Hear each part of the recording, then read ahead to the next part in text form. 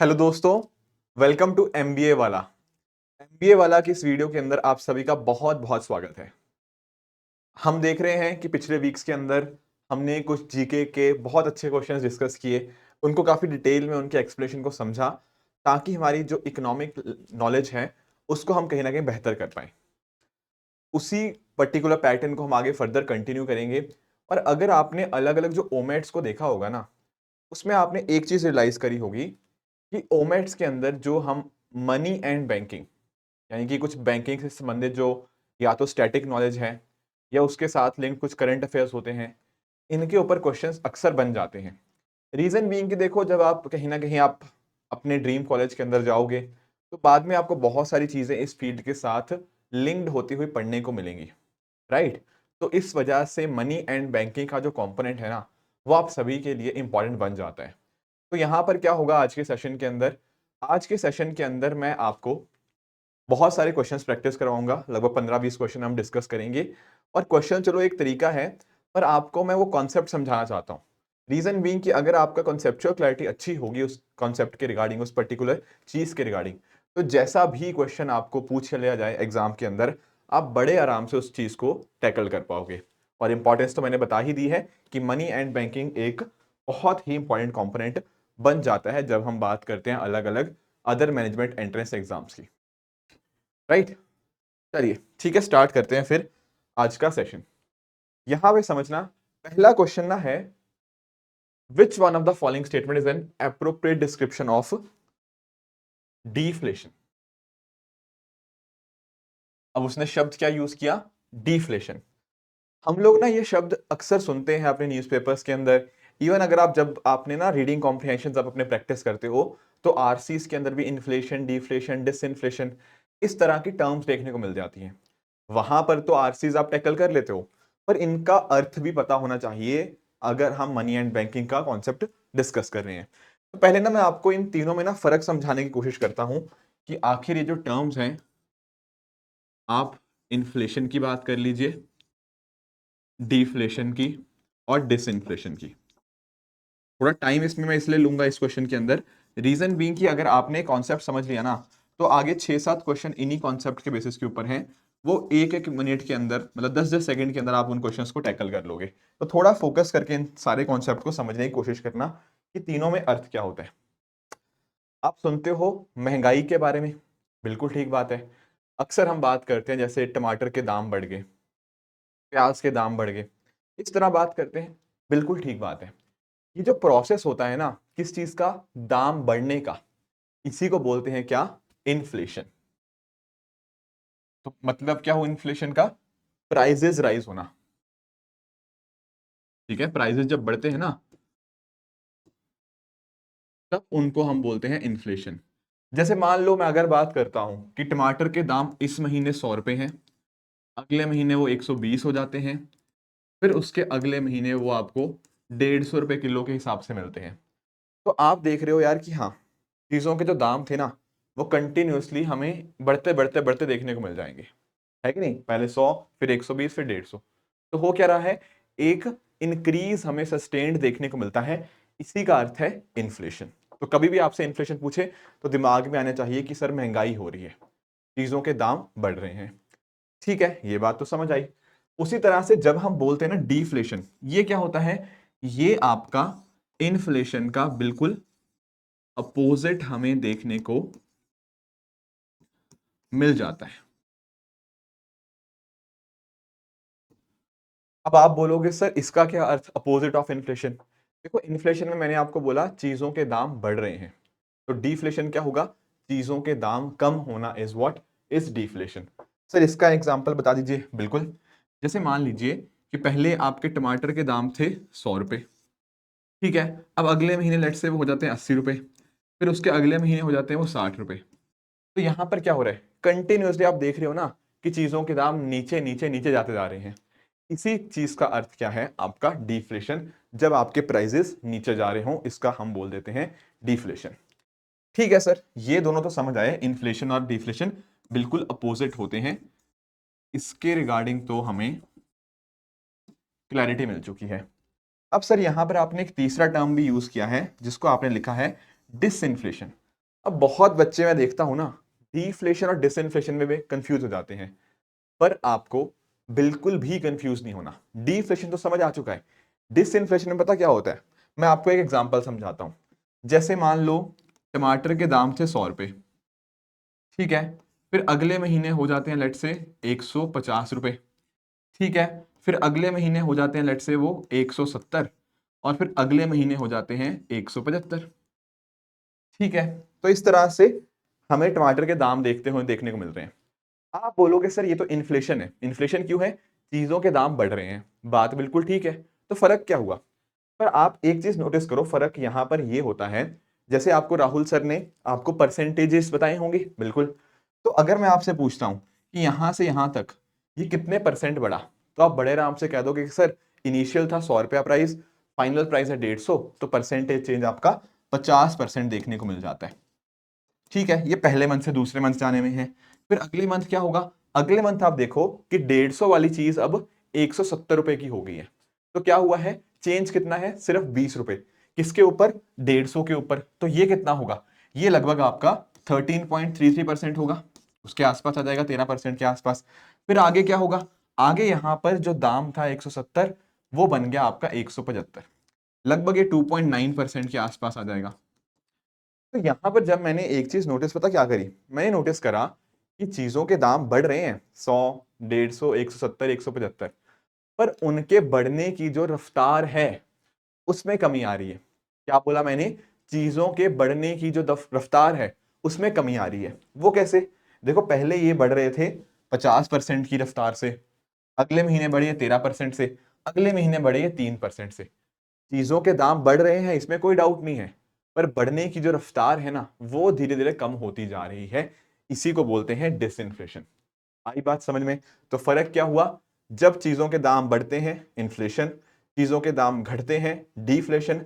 जब चीजों के दाम बढ़ रहे होते हैं पर उनके बढ़ने की जो रफ्तार है उसमें एक कमी देखने को मिलती है, that is disinflation. I hope inflation, deflation और डिसइंफ्लेशन तीनों के बीच में आपको बहुत अच्छी क्लैरिटी मिल गई होगी।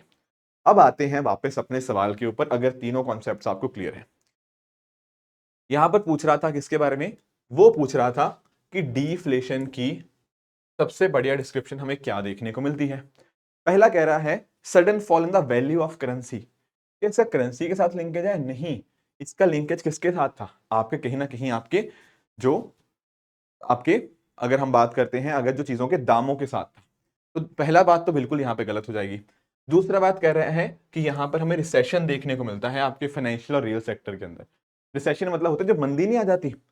मंदी नहीं आ जाती, जब बहुत सारे लोगों की बेरोजगारी हो जाती है, बहुत सारे लोगों की जॉब लॉस होते हैं, उसको बोलते हैं रिसेशन, जब मंदी आना। तो मंदी के साथ तो लिंकेज इसका डायरेक्टली नहीं देखने को मिलता। पर स्टेटमेंट सी देखो, वो कह रहा है it is a persistent fall in the general price level of goods and services. आपकी जो भी वस्तुएं हैं, जो भी आपकी सर्विसेज हैं अलग अलग तरह की, उनके अंदर एक उनके प्राइस लेवल मतलब जो उनके दाम में एक कमी आना, क्या इसी को डिफ्लेशन बोलते हैं? जी बिल्कुल, ये समझा था ना अभी हमने, ये सारी चीजें, यही तो क्या था? परसिस्टेंट, कंटिन्यूअसली आपके दाम कम होते जा रहे हैं चीजों के, इसी को बोलते हैं क्या? डिफ्लेशन। तो दरअसल में आंसर क्या बनेगा आपका? Option number C is the correct answer. I hope आपको ये सारी कंसेप्ट क्लियर हो गए होंगे, ठीक है। अब यहां पर देखो, दूसरा सवाल जो हमसे पूछा है, ये भी इन्फ्लेशन या महंगाई के ऊपर ही है। यहां कह रहा है कि जो बात होती है महंगाई की, इन्फ्लेशन तो आप जान चुके हो कि महंगाई के कॉन्टेक्स्ट में कौन सी स्टेटमेंट आपकी बिल्कुल ठीक है। स्टेटमेंट वन कहती है कि जब हम बात करते हैं महंगाई कंट्रोल करने की, तो उसकी जिम्मेदारी किसकी है? सिर्फ और सिर्फ गवर्नमेंट ऑफ इंडिया की। यहां ना वर्ड उसने यूज क्या कर दिया? ओनली। केवल आपकी जो सेंट्रल गवर्नमेंट है, केवल आपकी जो केंद्रीय सरकार है, सिर्फ उसकी ही जिम्मेदारी है आपकी महंगाई को कंट्रोल करना। क्या ऐसा है? The answer is no. देखो आप समझो, अगर मान लो महंगाई बहुत तेजी से बढ़ रही है ना कहीं लोगों के लिए बड़ी दिक्कत हो जाती है। आप लोग भी देखते हो, मान लो टमाटर के दाम बढ़ जाते हैं तो बड़ी दिक्कत आती है ना, गैस सिलेंडर के दाम बढ़ जाते हैं तो फिर दिक्कत आती है। तो इस तरह से महंगाई को कंट्रोल करना जरूरी है। अब कंट्रोल करेगा कौन? देखो डेफिनेटली हमारी जो केंद्र सरकार है वो बहुत सारे स्टेप्स लेती है, अलग अलग तरह की कुछ स्कीम्स लेकर आई जाती हैं ताकि लोगों को कुछ राहत मिले, ठीक है ना। तो सेंट्रल गवर्नमेंट का तो काम है, कुछ स्टेट गवर्नमेंट्स भी आपकी जो राज्य सरकारें हैं वो भी काम करती हैं। पर इसके अलावा और कौन किसका काम रहता है? आपके जो सेंट्रल बैंक है, यानी कि आपका जो आरबीआई है। आरबीआई मतलब reserve bank of India. RBI की अपने आप में बहुत मेजर रिस्पॉन्सिबिलिटी है कि वो अलग अलग माध्यम से आपकी जो महंगाई है उसको मैनेज करे। कई बार आप देखते हो ना, जैसे टीवी पर हमारे जो आरबीआई के गवर्नर हैं शक्तिकांत दास जी, वो आते हैं और बताते हैं कि क्या अभी अर्थव्यवस्था की, हमारी इकोनॉमी की क्या सिचुएशन है, कैसे उसको बेहतर करना है। ये सारी बातें वो बताते हैं, अपनी कुछ पॉलिसीज भी बताते हैं, रेपो रेट बढ़ा दिया, इस तरह की चीज़ें। तो ये आरबीआई की भी जिम्मेदारी है। तो देखो, पहला तो अपने आप गलत हो गया कि सिर्फ उनकी जिम्मेदारी है, नहीं। दूसरा कह रहा है कि आरबीआई का कोई भी रोल नहीं है। बिल्कुल ही गलत है यार। महंगाई कंट्रोल करने के अंदर आरबीआई का एक बहुत ही महत्वपूर्ण रोल है। अब देखो तीसरी बात क्या कह रहा है। तीसरी कह रहा है कि मनी सर्कुलेशन कम कर दो तब महंगाई कंट्रोल कर सकते हो, और चौथा कह रहा है मनी सर्कुलेशन बढ़ा दो तब महंगाई कंट्रोल कर सकते हो। क्या लगता है क्या होगा? सी होगा या डी होगा? सोचो एक बार। देखो, क्या आपने कभी सोचा है कि यार मार्केट में महंगाई हो क्यों रही है? इमेजिन करो कोई भी चीज, मान लो टमाटर की बात कर लो। टमाटर महंगी क्यों है? क्या कारण हो सकता है? आप बोलोगे सर दो मुख्य कारण हो सकते हैं। कौन से मुख्य कारण? देखो, एक तो कारण को मैं बोलता हूं आपकी डिमांड, और दूसरा मैं बोलता हूं इसकी सप्लाई। तो क्या अर्थ इस चीज का? देखो, पहले सप्लाई वाले को समझते हैं। मान लो क्या होता है ना कि टमाटर है मार्केट के अंदर, पर किसी कारणवश सूखा पड़ जाता है, ड्रॉट आ गया या बहुत ज्यादा बारिश होगी और आपकी टमाटर की फसल पूरी खराब होगी। तो क्या होगा? मार्केट में टमाटर की जो सप्लाई थी, क्या वो नीचे आ जाएगी? बिल्कुल आ जाएगी। अब हम लोग तो को तो टमाटर चाहिए चाहिए, हम तो कौन है? कस्टमर्स। हम टमाटर खरीदना चाहते हैं, पर मार्केट में टमाटर ही नहीं है, टमाटर की सप्लाई ही नहीं है। तो क्या होगा? क्योंकि कम सप्लाई में टमाटर है ना, तो टमाटर के दाम बढ़ जाएंगे। चलो, ये बात तो समझ आई कि सप्लाई के साथ कैसे लिंकेज है। सर डिमांड के साथ कैसे लिंक है इस चीज का? देखो, डिमांड के साथ लिंकेज कुछ इस तरह से होता है कि मान लो मेरी सैलरी बढ़ गई। क्या कहा मैंने? मान लो मेरी सैलरी बढ़ गई, आपकी सैलरी बढ़ गई, इसकी सैलरी बढ़ गई, इसकी भी सैलरी बढ़ गई, हम सबकी सैलरी बढ़ गई। अब हम क्या सोचेंगे? हम बोलेंगे कि अब ना हम, हमारे जेबों में जेबें भरी भरी हैं, हमारे पास बहुत पैसा है। तो क्या होगा? हम ज़्यादा डिमांड करेंगे। हम बोलेंगे कि हाँ, हमें और टमाटर चाहिए। ठीक है ना? तो इस तरह से डिमांड बढ़ जाती है। तो डिमांड बढ़ जाएगी तो क्या होगा? डिमांड बढ़ चुकी है, पर टमाटर टमाटर तो मार्केट में उतने ही है। मेरे पास बहुत पैसे हैं, पर मार्केट में टमाटर तो उतने ही है ना। तो पता क्या होगा? टमाटर के दाम बढ़ जाएंगे। क्यों? क्योंकि मान लो टमाटर उतने ही थे, पर मेरे पास ज्यादा पैसे हैं, तो मैं उसको बोलूंगा कि यार मुझे दे दो टमाटर, टमाटर तुम बस मुझे ही बेचियो, चाहे तुम ज्यादा पैसे ले ले।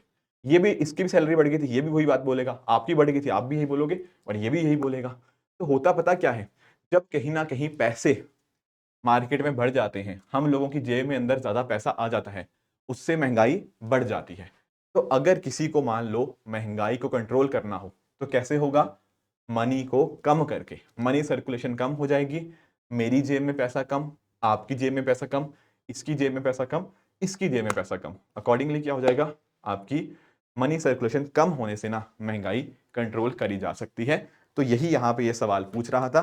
तो इसका करेक्ट आंसर क्या बन जाएगा? करेक्ट आंसर बनेगा ऑप्शन नंबर सी, कि मनी सर्कुलेशन को आप डिक्रीज कर दो तो आपकी इन्फ्लेशन कंट्रोल हो जाएगी। राइट। अब तीसरा सवाल देखो, यहां पर क्या पूछ रहा है? यहां पूछ रहा है कि ड्यू टू इन्फ्लेशन, महंगाई की वजह से इनमें से क्या क्या चीजें देखने को मिलती हैं।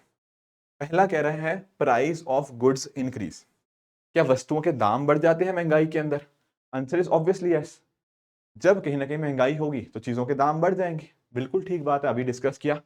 दूसरा कह रहा है कि पैसे की जो वैल्यू थी ना वो गिर जाएगी। फिर इसका क्या अर्थ? इसका अर्थ बहुत सिंपल है। मान लो आपके पास एक 100 रुपए का नोट था, ठीक है। अब 100 रुपए के नोट से ना हो सकता है आज आप बहुत कुछ खरीद सकते हो। मान लो टमाटर खरीद सकते हो, ये बॉटल मेरे सामने पड़ी हुई है, ये बॉटल खरीद सकते हो, और भी बहुत सारी ऐसे चार पांच चीजें खरीद सकते हो।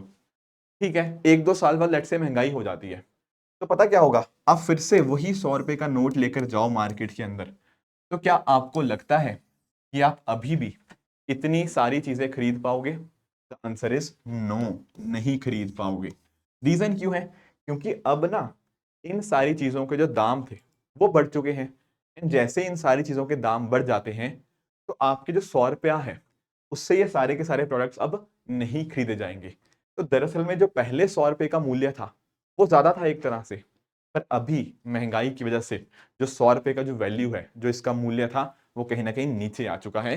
तो यहां पर आपकी जो सेकंड बात थी कि वैल्यू ऑफ मनी फॉल्स, ये बात भी बिल्कुल ठीक हो जाती है। तीसरा कह रहा है आपसे कि एक्सचेंज रेट इंप्रूव हो जाता है। नहीं, एक्सचेंज रेट मतलब होता है ना, जो डॉलर और रुपए की बात करते हैं, क्या होता है? एक्सचेंज रेट होता है आपका, हम जब डॉलर और रुपए की बात करते हैं, आप लोगों ने सुना होगा ना, जैसे मान लो $1 इक्वल टू 80 रुपीज होता है, कभी 82 83 होता है। इसी को बोलते हैं क्या? इसको ही बोला जाता है आपकी एक्सचेंज रेट।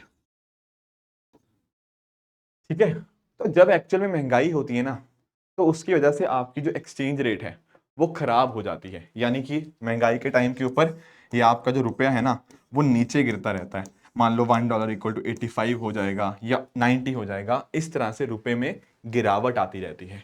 तो ये जो बात कह रहा है ना कि एक्सचेंज रेट इंप्रूव हो जाती है, नहीं, इंप्रूव नहीं होती, वो ज्यादा खराब हो जाती है। तो दरअसल में आपका ए भी ठीक था, बी भी ठीक था। तो आपका उत्तर क्या बनेगा? आपका आंसर बनेगा option number D, above A and D R correct. ठीक है।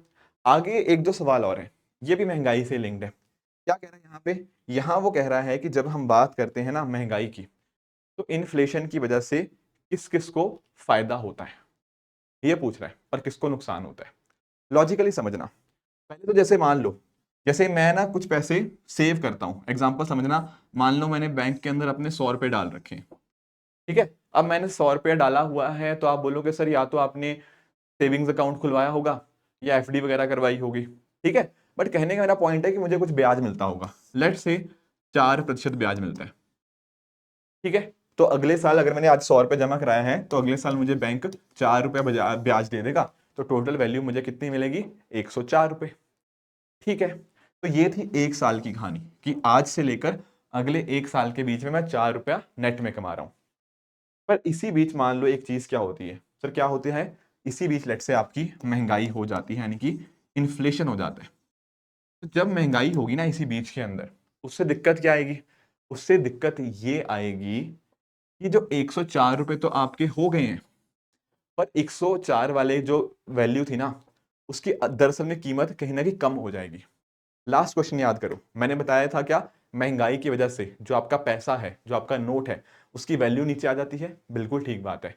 तो भले ही एक साल के अंदर आपके पास जो 100 रुपए पड़े थे, उसकी कीमत 104 रुपया हो चुकी है इंटरेस्ट की वजह से, पर कहीं ना कहीं मार्केट में भी तो सामान महंगा हो गया है। ऐसा भी तो हो सकता है कि यहां पर आज के दिन आप 100 रुपए से बहुत सारी चीजें खरीद सकते हो। मान लो टमाटर खरीद लिए, बॉटल खरीद ली, इस तरह की चीजें। पर एक साल बाद जब आपके पास 104 रुपए हो भी गए, हो सकता है ना कि टमाटर और बॉटल का दाम बढ़ गया हो, और आप 104 रुपए से ना टमाटर खरीद पा रहे हो ना बॉटल खरीद पा रहे हो। तो क्या हुआ इससे? जो सेविंग्स वाले थे ना, जिन्होंने सेविंग्स करा रखी थी, उनको महंगाई की वजह से क्या होता है? उनको नुकसान होता है, उनको फायदा नहीं होता। तो ये बात तो समझ आई।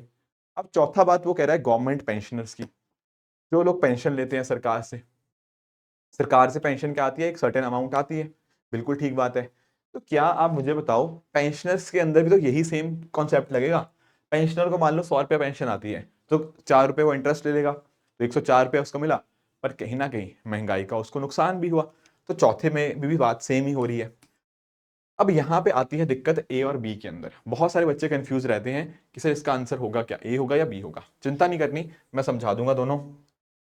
पहला स्टेटमेंट है आपका क्रेडिटर।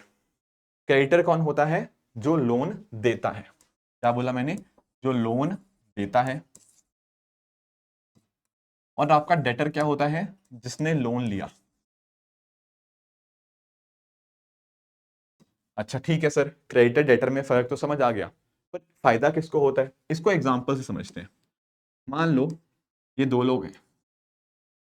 ठीक है, इसका नाम हम रख देते हैं वैभव, नाम रख देते हैं इसका, और यहां पर इसका नाम रख देते हैं लेट्स से हम यहाँ पे इसका नाम रख दिया हमने अंकित, इसका नाम रख दिया। ठीक है, अब मान लो कि वैभव ने अंकित को ना 100 रुपए दे दिए। अब याद करो किसने दिए पैसा, वैभव ने 100 रुपया अंकित को दिया।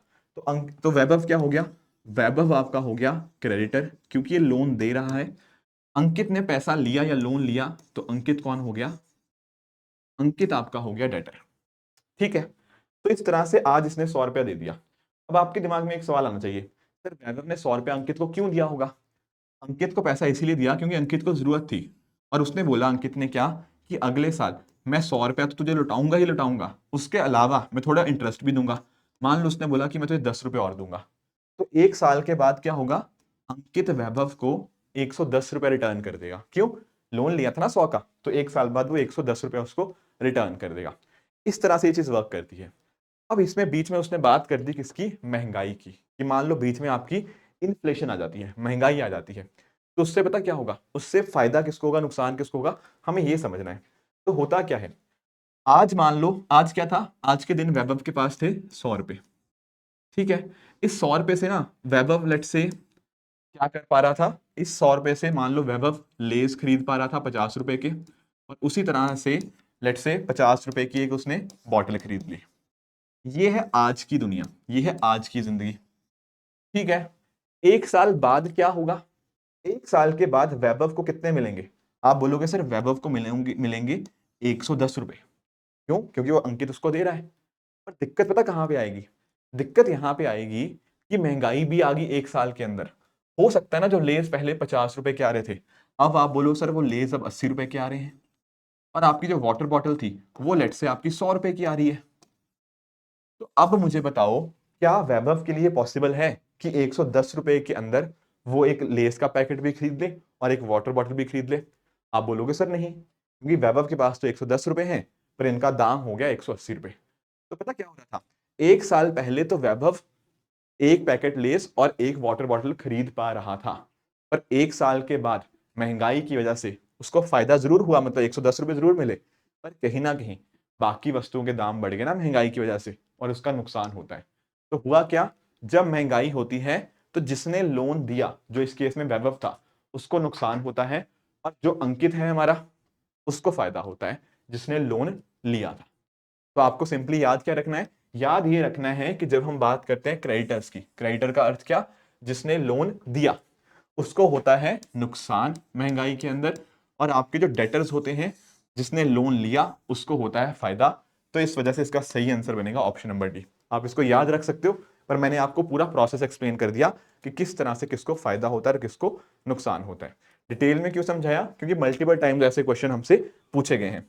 जैसे ये देख लो, अब यहां पर क्या पूछ लिया कि इन्फ्लेशन इज बेनिफिशियल, महंगाई किसके लिए बेनिफिशियल होती है, इकोनॉमी के किस सेक्शन के लिए। आंसर इज वेरी सिंपल, जो आपके डेटर्स होते हैं। याद करो पिछला वाला एग्जांपल डिस्कस किया था हमने, जो अंकित था उसको यहां पे फायदा हुआ था, तो आपके जो डेटर्स होते हैं ना, उनको महंगाई का दरअसल में फायदा मिलता है। एक और भी क्वेश्चन आ चुका है इसके रिगार्डिंग ही, जहां पर हमसे क्या पूछा था कि दोनों में से कौन सी स्टेटमेंट करेक्ट है। अब यहां पर देखो, पहला उसने पूछा क्या कि inflation benefits the debtors, inflation से डेटर्स को फायदा होता है। अभी देख कर आए हैं, बिल्कुल ठीक है, जो अंकित था उसको फायदा हो रहा था, and Ankit was a debtor. तो पहली स्टेटमेंट सर बिल्कुल करेक्ट है यहाँ पे।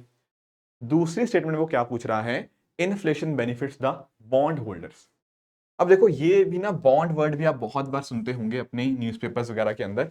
मैं थोड़ा सा आपको बता देता हूं, बॉन्ड ना दरअसल में एक तरीका है कर्ज लेने का, ये भी एक डेट इंस्ट्रूमेंट ही होता है। ठीक है, आपने कर्जा लेना है तो कर्जे लेने के बहुत सारे तरीके हो सकते हैं। मान लो जैसे एक कंपनी है, एग्जांपल समझाता हूँ, मान लो एक कंपनी है रिलायंस, रिलायंस को पैसा उठाना है कर्जे के फॉर्म के ऊपर। तो या तो हो सकता है वो किसी बैंक को अप्रोच करे, उसको बोले कि भैया हमें 100 करोड़ रुपया चाहिए, आप हमें दे दो, तो बैंक दे देगा। एक और भी तरीका होता है कि रिलायंस ना अपने बॉन्ड जारी करे। बॉन्ड क्या होते हैं, एक कागज का टुकड़ा होता है, इसके ऊपर कुछ वैल्यू लिखी होती है, मान लो इसके ऊपर वैल्यू लिखी 100 रुपए। ठीक है, इसके ऊपर हो सकता है रेट लिखा हो मान लो 10%, और टाइम लिखा होगा 1 साल। तो होगा पता क्या, मेरे और आपके जैसे लोग क्या करेंगे, ये कागज के टुकड़े को खरीद लेंगे। कितने में खरीदेंगे? हम खरीदेंगे 100 रुपए के अंदर। ठीक है, 100 रुपया हमने किसको दे दिया? रिलायंस को दे दिया। अब 1 साल के बाद 10% इंटरेस्ट के साथ, यानी कि 100 में 10 ऐड कर दो, यानी कि 110 रुपए वो मुझे वापस कर देगा। तो ये भी तो बॉन्ड होल्डर क्या है? तो बॉन्ड भी एक तरीका है बेसिकली, किस चीज का? पैसा रेस करने का। तो जो रिलायंस हुई इस केस के अंदर, वो हुई क्या? जिसने इशू किया, तो इसको बोलते हैं बॉन्ड इशुअर। बॉन्ड इशुअर कह लो, या फिर इसने लोन लिया है, तो ये भी तो क्या हुआ? ये हुआ एक तरह से आपका डेटर। ठीक है, क्योंकि रिलायंस ने लोन लिया है। पर मैंने क्या किया? मैंने रिलायंस को लोन दिया, तो मैं क्या हुआ? मैं हुआ क्रेडिटर। क्रेडिटर कह लो, पर क्योंकि मेरे पास बॉन्ड था ना, तो इसको हम क्या बोलते हैं? Bond holder. क्योंकि मेरे पास अभी बॉन्ड है ना, तो इसको बोलते हैं बॉन्ड होल्डर। तो बॉन्ड होल्डर एक तरह से क्रेडिटर का ही दूसरा वर्जन है। तो यहां पर वो कह रहा है कि इन्फ्लेशन से बॉन्ड होल्डर्स को फायदा होता है। बॉन्ड होल्डर्स क्या मैंने बताया? क्रेडिटर। क्या क्रेडिटर को फायदा होता है महंगाई की वजह से? नहीं, बिल्कुल भी नहीं। क्रेडिटर को तो नुकसान होता है। तो सेकंड आपका गलत हो जाएगा। तो कितनी स्टेटमेंट्स करेक्ट हैं? यहां पर आएगा आंसर आपका option number A, only one statement is correct. ठीक है जी, बहुत बढ़िया। आगे चलते हैं। ये इन्फ्लेशन वाले तो मुद्दे हमारे इस तरह से हमने कंप्लीट कर लिए। एक ना मैं आपको छोटा सा एक और कॉन्सेप्ट समझा देता हूं। ठीक है, उसका क्वेश्चंस भी पूछे गए हैं। ठीक है, वो क्वेश्चन आई थिंक मिसिंग है स्लाइड्स में से, पर चिंता नहीं करनी, टॉपिक में आपको वो भी समझा दूंगा आपका, जिसको हम जानते हैं श्रिंकफ्लेशन के बारे में। ये वाला टर्म भी ना बहुत बच्चों को काफी दिक्कत देता है। तो जरा एक बार ना हम इस पर्टिकुलर चीज यानी कि श्रिंकफ्लेशन को भी समझ लेते हैं। देखो, आप ना याद करो टाइम, कोरोना वाला टाइम। कोरोना के टाइम के ऊपर क्या हुआ? कोरोना के टाइम के ऊपर हुआ ये कि चीजों के ना दाम बढ़ गए। आपने देखा होगा अचानक से बहुत ज्यादा महंगाई आ गई। ठीक है, तो महंगाई आ गई, ऊपर से क्या हो रहा था? ऊपर से जो लोग थे ना, उनकी नौकरियां जा रही थी। वो लोग क्या हो रहे थे? लोग हो रहे थे बेरोजगार। तो आप इमेजिन करो एक चीज, लोगों के पास, लोग बेरोजगार हो गए हैं। बेरोजगार हो गए तो क्या हुआ? लोगों के पास पैसा ही नहीं है। आप खुद सोचो ना, बेरोजगार हो गए तो क्या होगा? लोगों के पास पैसा ही नहीं है। और जनरली हम बात ये करते हैं कि अगर लोगों के पास पैसा नहीं है तो लोग खर्च नहीं करेंगे ज्यादा। बिल्कुल ठीक बात है, खर्च नहीं करेंगे तो महंगाई ज्यादा नहीं बढ़ेगी। पर कोरोना के टाइम तो सर उल्टा हो गया। लोगों के पास जेब में पैसा भी नहीं था, ऑन द अदर हैंड महंगाई बढ़े जा रही है, बढ़े जा रही है, बढ़े जा रही है। ये तो बड़ी दिक्कत वाली बात आ गई है। बिल्कुल ठीक बात है। इसी सिचुएशन का नाम है श्रिंकफ्लेशन। श्रिंकफ्लेशन बेसिकली ऐसी चीज है जब देश की जो अर्थव्यवस्था है, जो इकोनॉमिक ग्रोथ है, वो नहीं होती, साथ में ही लोगों की नौकरियां जाती रहती हैं, एंड तीसरा महंगाई बहुत ज्यादा होती है। इसी को बोलते हैं श्रिंकफ्लेशन। तो बेसिकली 3 कंडीशन है श्रिंकफ्लेशन की, वो आप लिख लीजिए। श्रिंकफ्लेशन का अंदर एक तो हो गया आपका इकोनॉमिक ग्रोथ, जो आप बोलते हैं ना जीडीपी जीडीपी जीडीपी, है ना, लास्ट लेक्चर के अंदर हमने डिस्कस भी किया था। तो जो इकोनॉमिक ग्रोथ है, जो जीडीपी ग्रोथ है, वो या तो नेगेटिव हो जाती है या फिर आपकी रुक जाती है, जिसको हम स्टैग्नेंट बोल सकते हैं। तो एक तो सर हो गया ये चीज, जहां पर इकोनॉमिक ग्रोथ आपकी रुक जाती है, plus at the same time आपकी जो बेरोजगारी थी, इसको क्या बोल सकते हैं? High unemployment. बेरोजगारी आपकी बहुत ज्यादा बढ़ जाती है। And at the same time आपका जो तीसरा कंडीशन था, वो था हाई इन्फ्लेशन, यानी कि वस्तुओं के दाम भी कॉरस्पॉन्डिंगली बढ़ते रहते हैं। इन्हीं 3 चीजों को जो मिश्रण है ना, उसी को हम क्या बोलते हैं? उसी को बोलते हैं हम श्रिंकफ्लेशन। क्या ये तीनों पॉइंट्स क्लियर हुए? बहुत बढ़िया। ठीक है, आगे चलते हैं। अगला हमारा इसी के अंदर जो मनी एंड बैंकिंग के साथ ही लिंक टॉपिक है, that is your black money. अब एक्चुअली में ना बहुत सारे बच्चों को ब्लैक मनी के अंदर बड़ी कंफ्यूजन होती है कि ब्लैक का मतलब क्या है। यहाँ पे ब्लैक मनी का बहुत ही सिंपल सा कॉन्सेप्ट है, बहुत इजी क्वेश्चंस आए हैं आपके एग्जाम्स के अंदर। तो ब्लैक मनी की जब हम बात करते हैं ना, ये उस मनी को दर्शाता है जिसके ऊपर आपने टैक्स नहीं दिया। समझे क्या बोला मैंने? वो पैसा जिसके ऊपर आप टैक्स नहीं देते, दैट इज ब्लैक मनी। अब यहां पर ये फर्क नहीं पड़ता कि वो पैसा कहां से आया। मैं आपको एग्जांपल समझाता हूं। हो सकता है कि मैं एक बंदा हूं जो कुछ गलत काम करता है। गलत काम मतलब कुछ अंडरग्राउंड एक्टिविटीज करता है, किसी को किसी से चोरी कर ली मैंने पैसे की, या फिर लेट्स से मैंने ना किसी को अगवा करके मैंने पैसा कमाया। ऐसा कुछ भी हो सकता है, मैं अलग अलग तरीके से पैसे कमा सकता हूँ। या फिर मैंने अंडरग्राउंड कुछ करके कुछ पैसा कमाया। ठीक है, एक तो ये हो गया पैसा कमाना। एक दूसरा चीज भी समझना, जैसे फॉर एग्जाम्पल मान लो कि मैं आपको पढ़ा रहा हूँ, एग्जाम्पल समझना, मैं किसी को पढ़ा रहा हूँ। एग्जाम्पल मैंने क्या बोला, मैंने किसी बच्चों को पढ़ाया और बच्चों को पढ़ा के मैंने ठीक ठाक पैसा जमा कर लिया, 50,000 रुपये मैंने कर लिए। पर मैंने पता क्या किया, मैंने उसके ऊपर टैक्स नहीं दिया सरकार को। समझे, मैं काम अच्छा कर रहा हूँ, बच्चों को पढ़ा रहा हूँ, 50,000 रुपया मेरे पास आ गया, पर मैंने सरकार को उसके ऊपर टैक्स नहीं दिया। तो उस चीज को भी ब्लैक मनी बोलेंगे। तो ब्लैक मनी में ना ये फर्क नहीं पड़ता कि पैसा आ कहां से रहा है। ब्लैक मनी का अर्थ ये होता है कि जो आपके पास पैसा है ना, उसके ऊपर आपने टैक्स नहीं दिया। चाहे कहीं से भी आए, चाहे अंडरग्राउंड एक्टिविटी से आए, चाहे कुछ अच्छे कामकाज से आपने पैसा कमाया, पर अगर आपने सरकार से वो पैसा छुपाया, यानी कि सरकार को उसके ऊपर टैक्स नहीं दिया, उसको बोलते हैं ब्लैक मनी। तो सर व्हाइट मनी क्या होता है? व्हाइट मनी के ऊपर वो पैसा होता है जिसके ऊपर आपने टैक्स दिया होता है। ब्लैक मनी वो चीज हो जाती है जो आप टैक्स नहीं देते। तो बेसिकली जो बात कह रहा है ना, कि जिसके ऊपर आपने इनकम टैक्स नहीं दिया, that is your black money. ठीक है, बाकी ये सब नहीं सोचना कि डर्टी मनी होता है, बैड मनी होता है, या इलीगल फेक करेंसी होता है, ऐसा कुछ नहीं है। ठीक है, मतलब इलीगल मान सकते हो कि आपने उसके ऊपर, इलीगल क्यों? क्योंकि आपने टैक्स नहीं दिया। तो मेजरली आपके जो ब्लैक मनी का मुद्दा है ना, वो इस चीज के ऊपर पड़ता है कि आपने उस चीज पे टैक्स दिया है या नहीं दिया। टैक्स नहीं दिया तो आप उसको ब्लैक मनी कह सकते हो। क्लियर हुआ? ठीक है।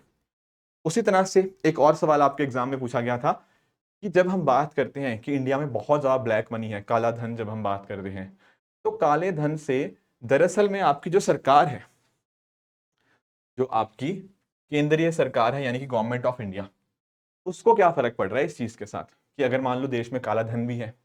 आप खुद सोचो, अगर मान लो देश में काला धन है तो इसका अर्थ क्या हुआ? इसका अर्थ हुआ कि इंडिया में कुछ पैसा है जो सरकार से छुपा हुआ है।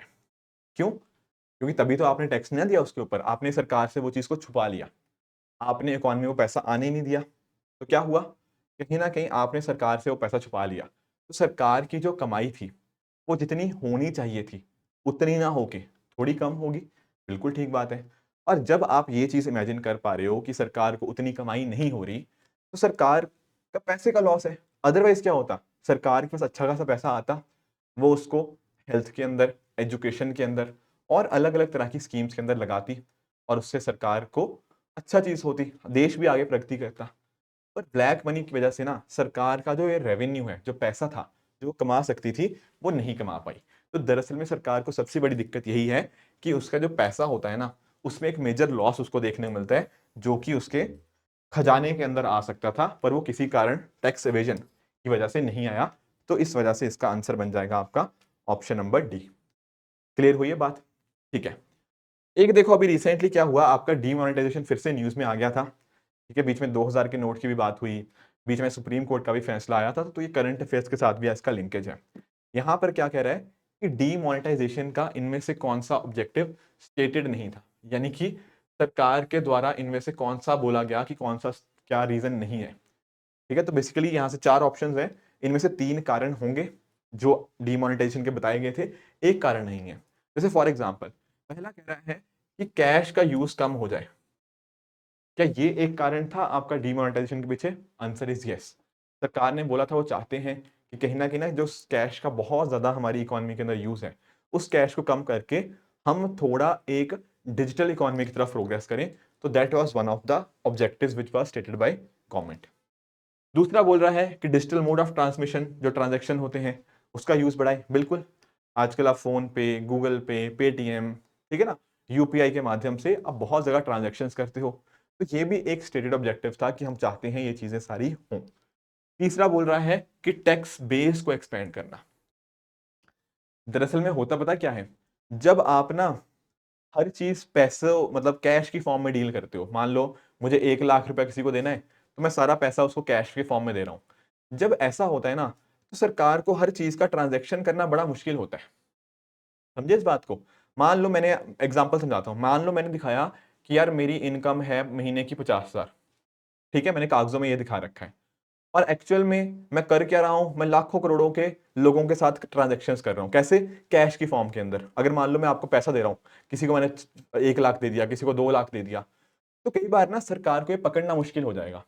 पर अगर मान लो हमारा जो ट्रांजैक्शन में माध्यम है उसमें डिजिटली हम ज्यादा करने लग जाएंगे और आपका कैश का यूजेज कम हो जाएगा, तो कहीं ना कहीं क्या होगा, कहीं ना कहीं कल को आप कोई भी ट्रांजैक्शन करोगे तो वो सरकार के रिकॉर्ड में आएगा।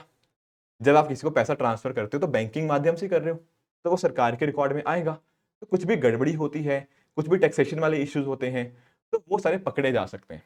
तो टैक्स बेस हमारा बढ़े, ताकि टैक्स बेस के माध्यम से सरकार का खजाना ज्यादा बढ़े, ये भी एक मुद्दा था जो कि डीमोनेटाइजेशन के साथ लिंक था। पर जो चौथी बात लिखी है ना, कि जीडीपी की हम ग्रोथ रेट बढ़ाना चाहते थे, नहीं, ऐसा सरकार ने ना कभी कहा और इनफैक्ट ना ये हुआ। ठीक है, आपने देखा होगा डीमोनेटाइजेशन के बाद ना हमारी जो जीडीपी थी उसमें एक गिरावट देखने को मिली। तो जो देश की इकोनॉमिक ग्रोथ जितनी हो सकती थी उसको एक हल्का सा नीचे की तरफ हमें देखने को मिलता है जीडीपी नंबर्स के हिसाब से, जो कि आपकी नेशनल स्टैटिस्टिकल ऑर्गेनाइजेशन यानी कि एनएसओ जो सरकार की एक संस्था है, उसके अगर आप नंबर्स देखोगे तो आपको देखने को मिलेगा कि जीडीपी सॉरी डीमोनेटाइजेशन के बाद ना वो जीडीपी के नंबर्स में थोड़ी गिरावट देखने को मिली है। ठीक है, तो इसका आंसर क्या बनेगा? ऑप्शन नंबर डी, कि ये वाला ऑब्जेक्टिव नहीं था। अब क्योंकि उसने क्वेश्चन में यही पूछा था कि नॉट कौन सा ऑब्जेक्टिव नहीं था, तो इसका आंसर बन जाएगा option number D, increasing the growth rate of GDP. ठीक है, आगे चलते हैं। अगला क्वेश्चन है कि इन स्टेटमेंट में से किस चीज का अर्थ होता है लीगल टेंडर मनी? अब ये क्या होता है लीगल टेंडर मनी? देखो समझना इस मुद्दे को भी।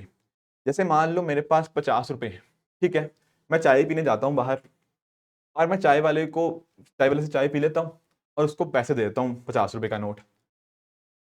क्या वो सामने वाला बंदा मुझे मना कर सकता है कि भैया मैं नहीं ले रहा 50 रुपए का note? The answer is no, नहीं कर सकता। लीगली नहीं कर सकता। क्यों? क्योंकि जो 50 रुपए का नोट है वो एक लीगल टेंडर है। लीगल टेंडर का मतलब कि सामने वाला कंपल्शन के अंदर है कि उसको एक्सेप्ट वो करना ही पड़ेगा। तो सर जो लीगल टेंडर नहीं है उसका कुछ एग्जांपल दे दो। बिल्कुल, जैसे मान लो आपके पास बिटकॉइन है, आप चाय पीने गए और आपने उसको बोला यार मैं बिटकॉइन की मदद से ना आपको चाय के पैसे भरना चाहता हूँ, क्या आप कर सकते हो? आंसर इज नो, सामने वाला मना कर सकता है क्योंकि bitcoin is not a legal tender. उसी तरह से मान लो आपने ना कुछ 500 रुपए का कुछ शॉपिंग करने जा रहे हो, क्या आप उस 500 रुपए की शॉपिंग के लिए क्या सामने वाले को 50-50 पैसे के सिक्के दे सकते हो? आंसर इज नो, क्योंकि उनकी भी कोई लिमिट सेट करी गई है कि बस इतने तक ही आप उन 50 पैसों का इस्तेमाल कर सकते हो, उसके बाद नहीं कर सकते। तो इस तरह से जो लीगल टेंडर होता है ना, वो कैसे यूज किया जाता है उसका बताता है ये चीज। तो बेसिकली अगर आप लीगल टेंडर की डेफिनेशन जानना चाहते हो, बहुत सिंपल है कि सामने वाला अंडर कंपल्शन है कि उस चीज को एक्सेप्ट करे। तो इसका ऑप्शन बनेगा क्या? Option number B, money which a creditor is under compulsion, उसको एक्सेप्ट वो करना ही करना पड़ेगा अगर कुछ भी चीज होगी। ठीक है ना, तो यहाँ पे करेक्ट आंसर बना आपका option number B is the right answer. आगे चलते हैं नेक्स्ट क्वेश्चन की तरफ, क्वेश्चन नंबर 14। ठीक है, यहां पर क्या पूछ रहा है कि आरबीआई के पास पावर है कि वो करेंसी नोट किससे तक इशू किया जा सकता है। ध्यान से देखना, यहां उसने आपको ये नहीं पूछा कि कितनों के वो इशू कर रहा है, यहां पर वो कह रहा है कि लीगली उसके पास क्या पावर है। जैसे इशू तो देखो उसने 2000 के नोट भी करे थे, अब 1500, इस तरह से बहुत सारे नोट उसने इशू कर रखे हैं। पर मैक्सिमम नोट कितने का हो सकता है जिसके पास अभी उसके पास शक्ति है उसको इशू करने की? तो द आंसर इज ₹10,000। ये एक फैक्चुअल स्टेटमेंट है, आप एक्ट वगैरह पढ़ोगे उसके अंदर आपको देखने को मिल जाएगा कि मैक्सिमम जो नोट आरबीआई आज के समय निकाल सकता है वो 10,000 रुपए का नोट है, इसके ऊपर का नोट वो नहीं निकाल सकता। तो ये बात भी आपको पता होनी चाहिए। ठीक है, एक और सवाल यहां पर है कि इंडिया में जो क्वाइंस इशू करने होते हैं उसके लिए कौन ऑथराइज्ड है? देखो ध्यान से समझना, आपने कभी अपने नोट्स देखे हैं? कोई भी नोट, 2 रुपए का, 5 रुपए का, 10, 20, 50, 100, 500, कोई भी नोट देखा है? उसके अंदर ना एक लाइन लिखी होती है। क्या लाइन लिखी होती है? वो लाइन होती है I promise to pay the bearer a sum of 100 rupees, या जो भी ऐसे आपने नोट लिया है, और नीचे लिखा होता है और नीचे आरबीआई गवर्नर के साइन होते हैं। हिंदी में अगर मैं बोलूं, मैं धारक को 500 रुपए अदा करने का वचन देता हूं। ये आपने लिखा देखा होगा। तो होता पता क्या है, आपके जो नोट होते हैं ना, वो RBI reserve bank of India के द्वारा इशू किए जाते हैं। ध्यान रखना, जो 1 रुपए वाला नोट है ना, वो एक एक्सेप्शन है। 1 रुपए वाला नोट आपका रिजर्व बैंक ऑफ इंडिया नहीं निकालता। उसके अलावा जितने भी नोट होते हैं वो सारे के सारे आरबीआई निकालता है। सिर्फ 1 रुपए का नोट ये नहीं निकालता। ठीक है सर, ये बात समझ आ गई। पर ध्यान रखो, सवाल क्या पूछा है? सवाल उसने पूछा है कि क्वाइन कौन इशू करता है। देखो, जब हम बात करते हैं ना क्वाइन इशू करने की, तो वो क्वाइन हमारी मिनिस्ट्री ऑफ फाइनेंस इशू करती है। तो कोई नोट की बात करें तो आप बोलोगे क्या कि 1 रुपए के नोट को छोड़ के बाकी सारे आपके आरबीआई करता है। 1 रुपए वाला नोट आपकी फाइनेंस मिनिस्ट्री के रिगार्डिंग देखने को मिल जाता है। जो क्वाइंस होते हैं वो आपके मिनिस्ट्री ऑफ फाइनेंस के अंतर्गत होते हैं। तो ये कुछ पॉइंटर्स आपको पता होने चाहिए। ठीक है, इसके साथ ही ना एक और भी सवाल है। और क्या सवाल है कि इंडिया में जो क्वाइंस हैं ये अक्सर कहाँ मिंट होते हैं, कौन कौन सी ऐसी सिटीज हैं। देखो, जब मैं बात करता हूँ ना क्वाइंस के रिगार्डिंग, तो क्वाइंस आपको, एक तो आपका जो मुंबई शहर आपको देखने को मिल जाता है महाराष्ट्र के अंदर।